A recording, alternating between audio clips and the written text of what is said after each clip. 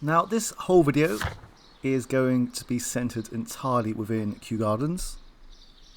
So I am going to be opening up the casebook every now and again.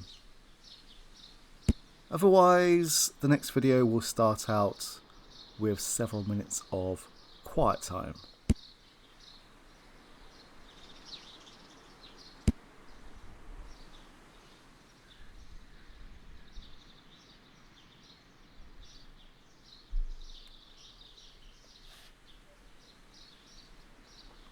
I believe we have seen the rest of these.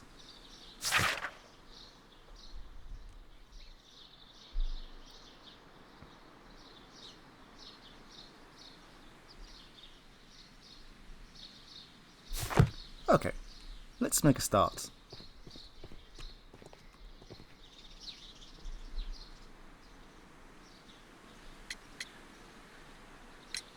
Mr. Hamish, can you explain to us what happened to the colonial collection? It seems somewhat depleted. But, most likely maintenance work, tidying up. You're not sure, then? But you're the deputy director. Well, I am busy. I cannot be everywhere at once. As deputy director, how was your relationship with Montague Dunn? To be honest with you, Mr. Holmes, it could have been better. You see, every Tuesday he would carry out his inspection of the gardens, but it was solely to make an impression, a great pretense that he cared at all. He would give out absurd orders, ignoring anyone else's opinion. He would then disappear for the rest of the week. He was what some might call a man of action. I'd say rather he was overzealous and chaotic. So after all, it was no wonder, perhaps, that he ended up like that, if you take into consideration his kind of lifestyle. You mentioned that Mr. Dunn led a particular lifestyle. Well, it's no secret that he enjoyed, celebrating, shall we say. He was a member of the London Smart Set. He was famous for it. That and... And? He had an eye for the ladies, to put it mildly, Mr. Holmes. Mr. Hamish, can you tell us who holds the keys to the locked greenhouses? That would be Albert, Mr. Dunn's son. Yes, Albert keeps all the keys, and one can only imagine why. What do you mean? Well, he was never interested in Kew Gardens before, and now all of a sudden he is trying to act as if he owns the place. I think he wants to take over the management here. He'd do better to leave that to me. He has no experience. No, none at all. What is your opinion of Albert as a student of botany? He's useless. I often tell him so, and I can only give him cleaning tasks. Botany is not his life's work, and his father well knew it. He was furious about it. He was? Oh, yes. He forced his son to work here, and he never missed an opportunity to criticize him publicly. Are you able to elaborate on that? Well, for example, with our last exhibition here, Mr. Dunn had Albert make a presentation speech. But then, while the lad was speaking, Mr. Dunn interrupted him, asking him difficult questions, making him look like a failure. It was with the intention of making a fool of him, Mr. Holmes. That must have been terribly humiliating. Yes, he was crushed, and he had to leave. Everybody was making fun of poor Albert. That is, except for Miss Margaret White, who is such a nice lady and who always takes pity on Albert. Mr. Dunn sounds like a cock. You mentioned a Miss White. Would you tell us more about her? She is a student who works here part-time. She is quite charming indeed. She possesses a great talent for botany. You should take a look at some of her experiments that she carried out in the laboratory. Ah, if only she were not so naive. Why naive? The way she used to flutter around Mr. Montague Dunn. And he couldn't help but be flattered by all her attention. How could an intelligent woman such as Miss White not see through his game? I can only scratch my head and wonder. Tell me, Mr. Hamish, do you grow the more deadly variety of plant here? You mean insectivorous? Yes, but nothing larger than that. No, we don't mean that. Are you aware of the Divine Syndicate? The Divine what? Is this a joke? No, I am quite serious. What a ridiculous name. Anyway, I have never heard of this syndicate. Thank you, Mr. Hamish. We shall continue our investigation.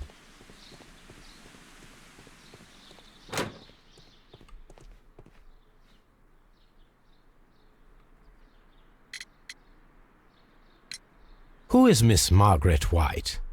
Ah, she is the young lady who studies with me. She visits here sometimes to help out with the greenhouses. In fact, she should be here today. She wanted to work at the seed house. That's the small greenhouse across from the large glass house.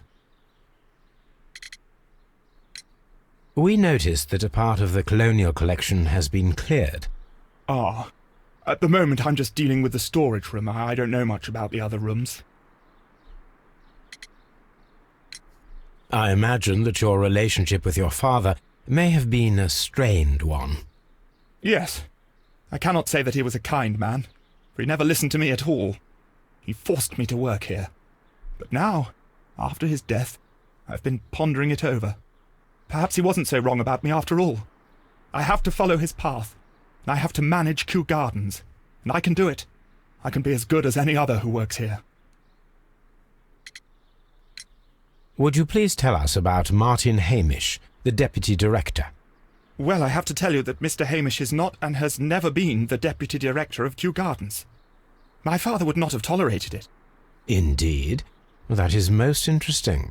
He told us that he was. Yes, because he believes that the management should be passed down to him now that my father is dead. But in actual fact, Mr. Hamish only has the honour of being the garden's longest-serving employee.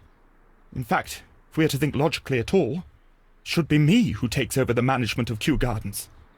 Do you not have a good relationship with Mr. Hamish? I suppose so. But we have very little in common.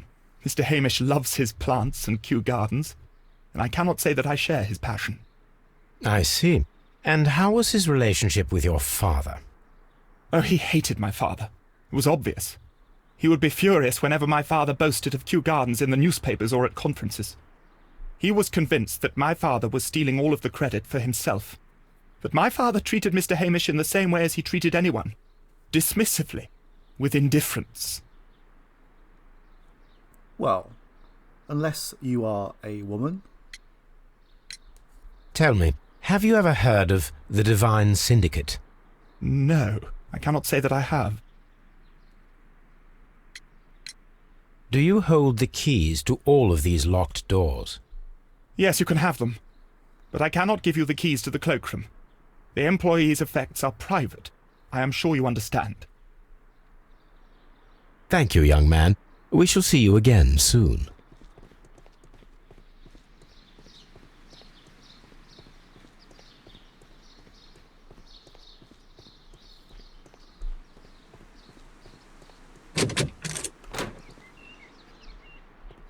These young plants must be delicate if they are kept in the nursery.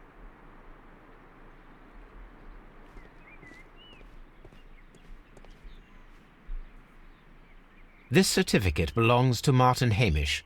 He won a horticultural competition. This poster is for an exhibition that Martin Hamish was directing, but it had nothing to do with Kew Gardens. We can see the interior of the Colonial Collection Room from this window. Oh yes, so we can.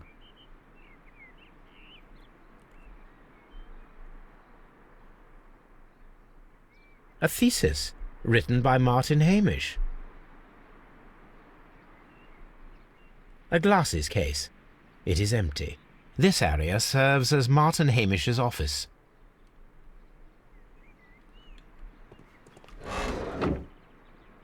An award presented to Martin Hamish for Best Grower of the Year. A master's degree diploma. It belongs to Martin Hamish.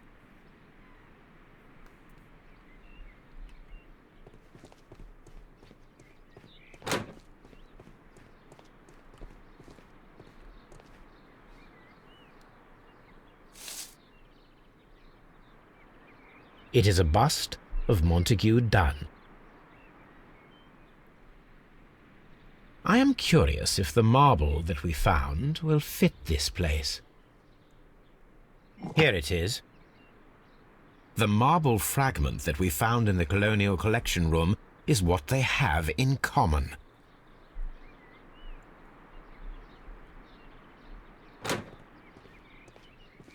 The seeds of plant species are stored here.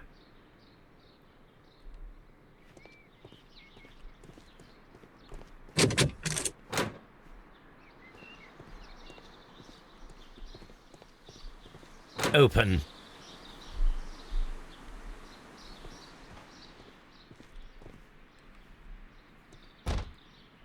Good day to you, miss. You have some very beautiful plants here. Why, thank you, sir, and good day to you too. But... Oh, I do beg your pardon. My name is Dr. John Watson. This is my good friend, Mr. Sherlock Holmes. I am honoured to make your acquaintance, gentlemen. My name is Margaret White. Excuse me, but are you Sherlock Holmes, the great detective? Yes, I am he. What a pleasure to see you here at Kew Gardens. Are you working on a case?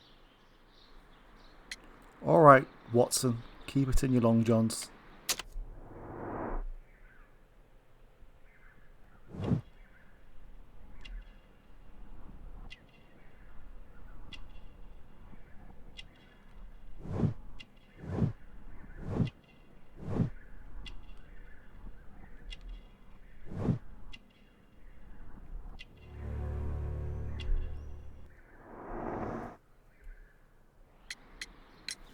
Yes, a theft of plants that took place here a few days ago after their most recent exhibition. Oh yes, of course. I quite forgot about that. Oh, it's quite understandable that you might forget about the theft of the plants, miss, after the tragedy that took place here. Yes. The director was a truly good man. It is such a terrible misfortune. Would you happen to know why part of the Colonial Collection was cleared? No, I have never been there. Do you work here? Part-time only. I am a biology student at the London University. I attend the same classes as the son of Mr. Montague Dunn. That is how I found my chance to work here for part of my thesis, you see. It is a great honour. How well did you know Mr. Montague Dunn? He was a master, a great leader. I saw him almost as a spiritual father. He had an exceptional nature? Oh yes, indeed. He was always so active and so optimistic, and very nice to me. Although he could behave harshly towards his son. Why so? He loved his son dearly and wanted the very best for him. It made him extremely demanding. Albert, who is naturally shy, suffered because of it. The Divine Syndicate. Does that name mean anything to you, by any chance? Not at all. But it is a very pretty name. Most of the doors in Kew Gardens are locked. Do you have a key to this room? Oh, yes. Albert gave me a set of duplicate keys. He agreed I might carry out my studies without disturbing him. It is only temporary. Thank you, miss. None of the 3 people who work at Kew Gardens know why half of the Colonial Collection was cleared. So, someone is lying. It is obvious. From here, we are unable to see the interior of the Colonial Collection Room.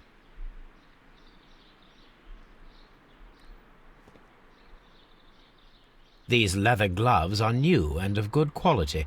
They do not appear to have been used. A book about ships. Nothing at all to do with plants. Materials for college study. They belong to Albert. This place serves as Albert's office. All right, let's go and have a word with Mr. Hamish.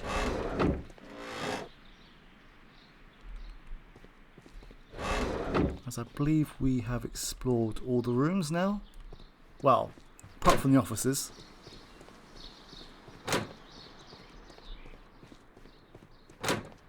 I think that I have gone the long way round, but never mind.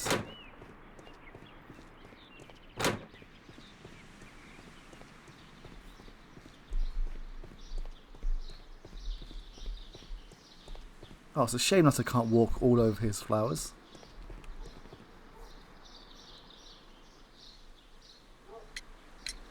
There is a bust of Montague Dunn in the nursery. A bust? Oh, that old thing. Further proof of that outrageous ego of his. But why in that room in particular? Oh, I don't know. It has always been there.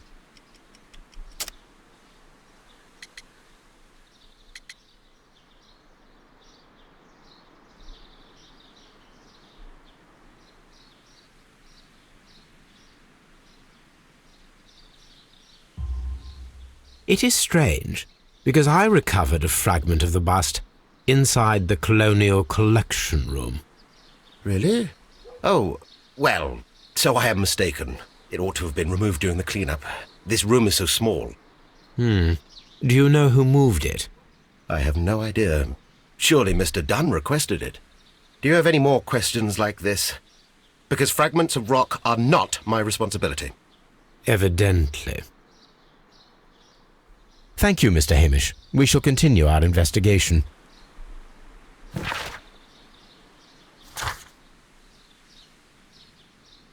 I had a serious brain freeze just then.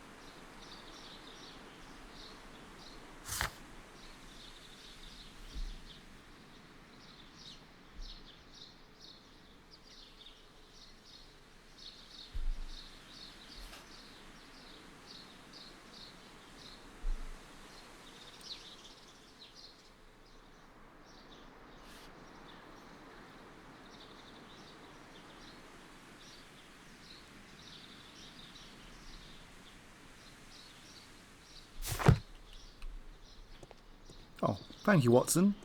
At least all of the character models are working correctly in this video.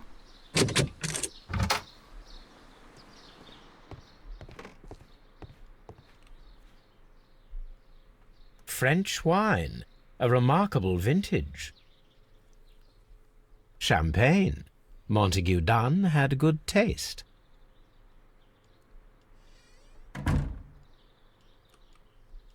Newspapers discussing Kew Gardens.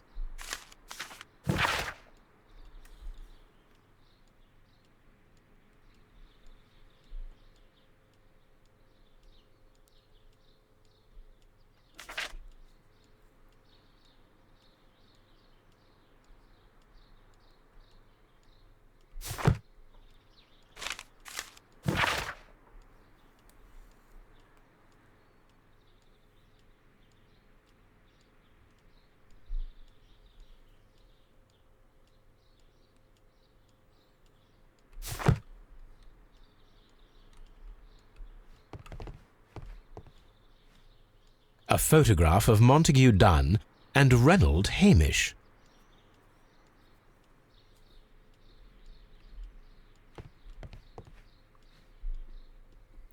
I'm not sure whether there is any hints to how to solve this puzzle, so I'm just going to go straight ahead and just solve it. What we need to do is to maneuver this mechanism left and right and raise all of the circular mechanisms in the middle. So we need to go left twice, right 4 times, left 7 times, right 10 times,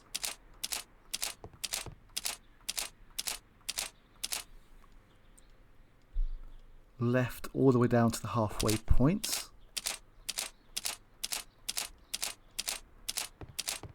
Now, I know there is an actual name for the halfway point of a circle, but right now it absolutely eludes me.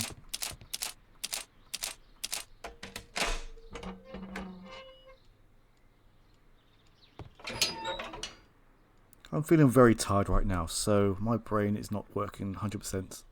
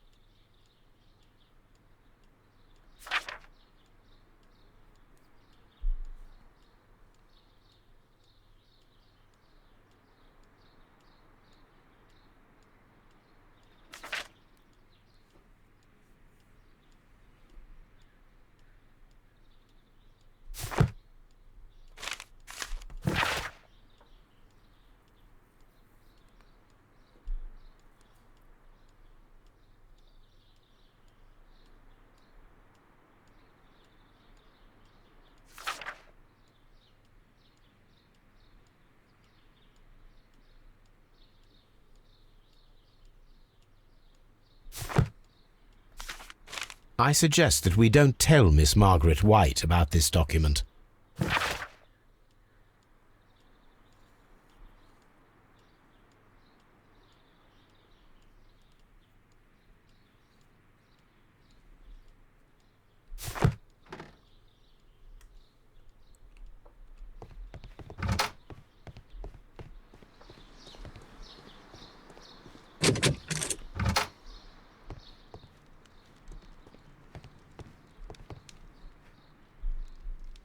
It appears as though the protective equipment is missing from here. I know that we have already seen the remnants of the last protective equipment, but this is highly suspicious still. Such masks are generally worn when dealing with toxic chemicals. I mean, why would you burn it instead of cleaning it and returning it? Gloves, waterproof aprons, everything one might need for self-protection. Do they grow dangerous plants here? Well, according to Hamish, only if you are an insect. This is a table for experiments. It resembles my own. Only this one is kept in good order, Holmes. Wow, Watson. A phonograph used for voice recording. Remarkable. Yes, this is quite a modern laboratory. I don't hear anything.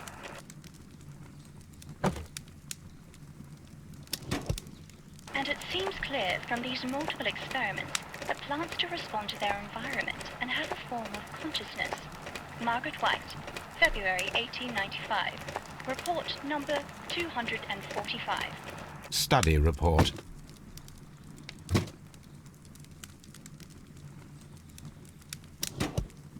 Martin Hamish's perception of plants. The notion of communication in the plant world has long been considered marginal, yet I remain convinced that some plants do indeed transmit chemical signals in the event of attack. A study report by Martin Hamish.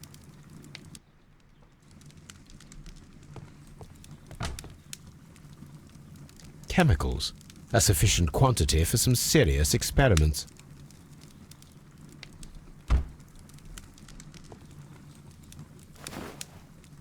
A botany book. This student's book belongs to Albert.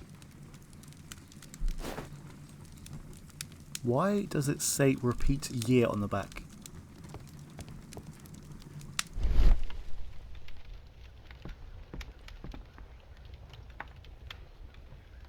There was a bottle here. It left behind a trace of the substance that pervaded the laboratory. Gold dust? Good heavens. What's it doing here? The gold is almost immune to chemical attacks, so it may be a valuable auxiliary for various experiments. But why would anyone perform such experiments in a botanical garden? Several drops of the substance were spilled. Someone carried this bottle around. Several drops of the substance were spilled. Someone carried this bottle around. The bottle is no longer here, but it is possible to detect a faint scent. We need a good nose. Fetch Toby. We will in the next video. Locked. Holmes, Albert Dunn didn't give us the key to this door. It does not matter. We will open it. I have no idea why I spoke like that, but never mind. Anyway, let's try the old trick again.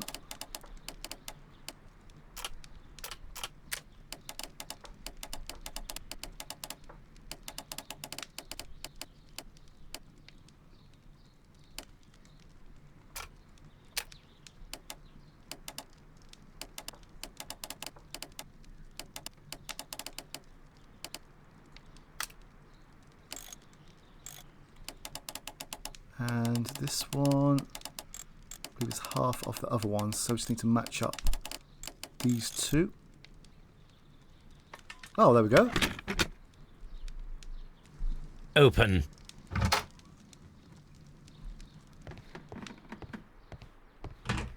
Miss White's locker. Apparently, Miss White is a capable student. A draft of the letter that Miss White sent to her parents.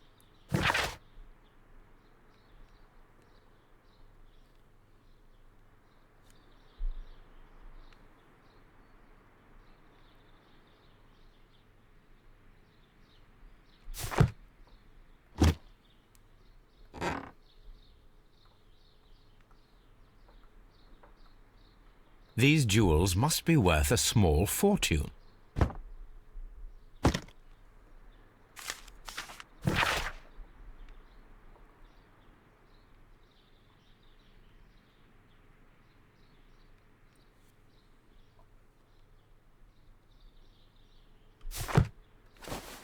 A vanity purse.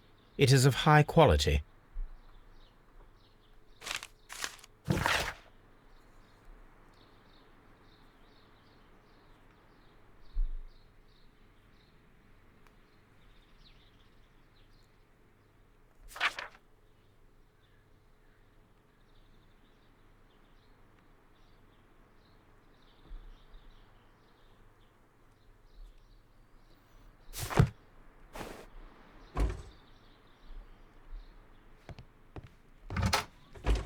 Martin Hamish's locker. Martin Hamish studied chemistry. Interesting.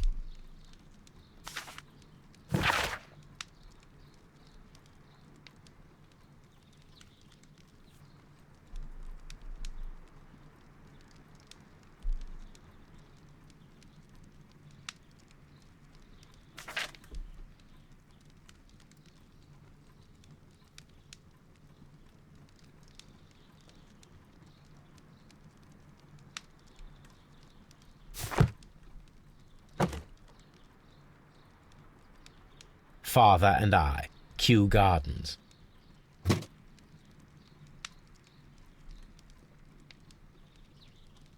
A review on rare and exotic plants.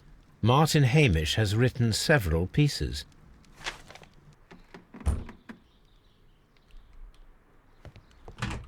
Albert's locker.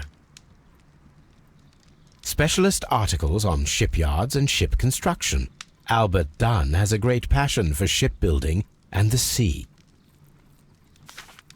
A rejection letter from the British Royal Naval College.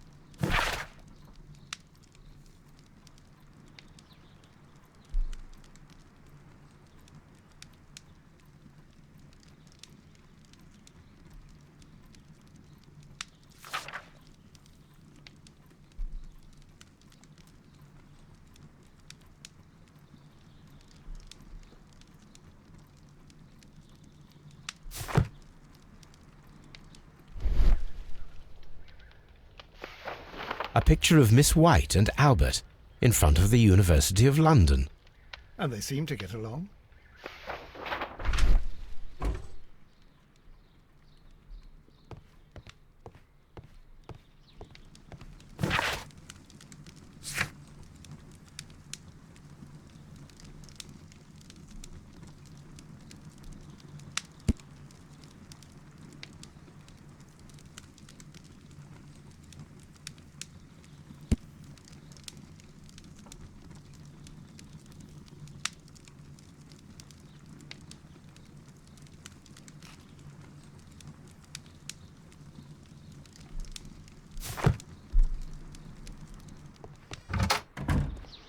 Miss White does not have anything more to say at this point, so let's have a word with Albert.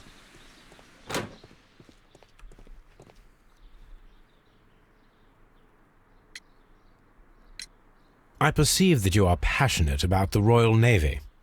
Passionate? No, not really. I like ships, that is all. Are you quite sure? You do not seem to be so interested in plants. It's difficult, that's all. My future is here. It has never been about anything else. And yet I know that the Royal Naval College rejected your application. Ah, you truly are as clever as they say. Yes, that's correct. And in fact, my father was strongly against the idea. He did his best to ruin my plans, although I almost did succeed. But my dreams were shattered, Mr. Holmes. Thank you, young man. We shall see you again soon.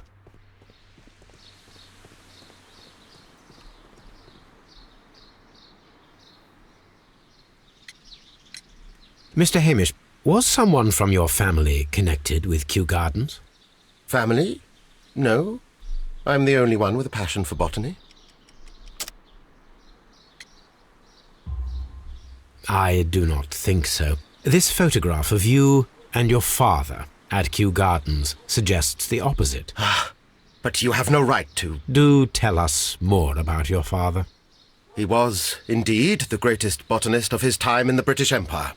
He worked together with Montague Dunn until the end of his life. He brought me in at the age of 12. Did he get on well with Mr. Dunn? No, I couldn't say that. They expanded Kew Gardens together, that was all. And it was all my father's work, for Dunn always lived the high life.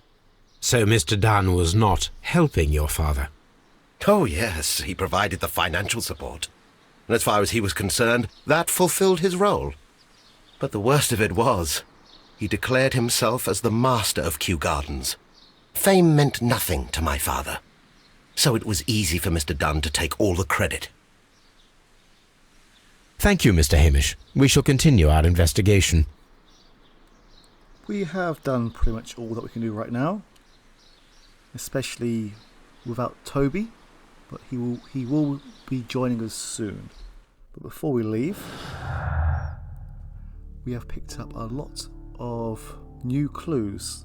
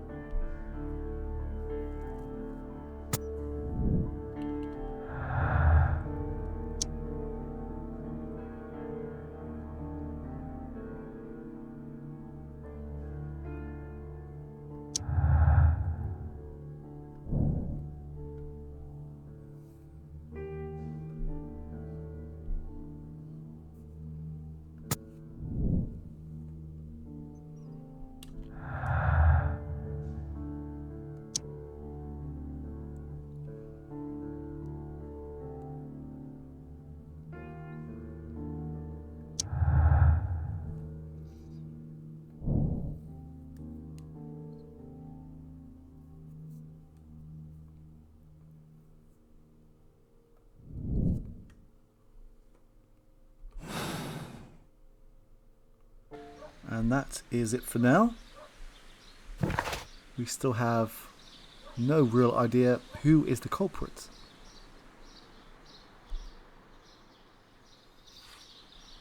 So let's go and grab Toby. I'm sure he can clear some things up for us.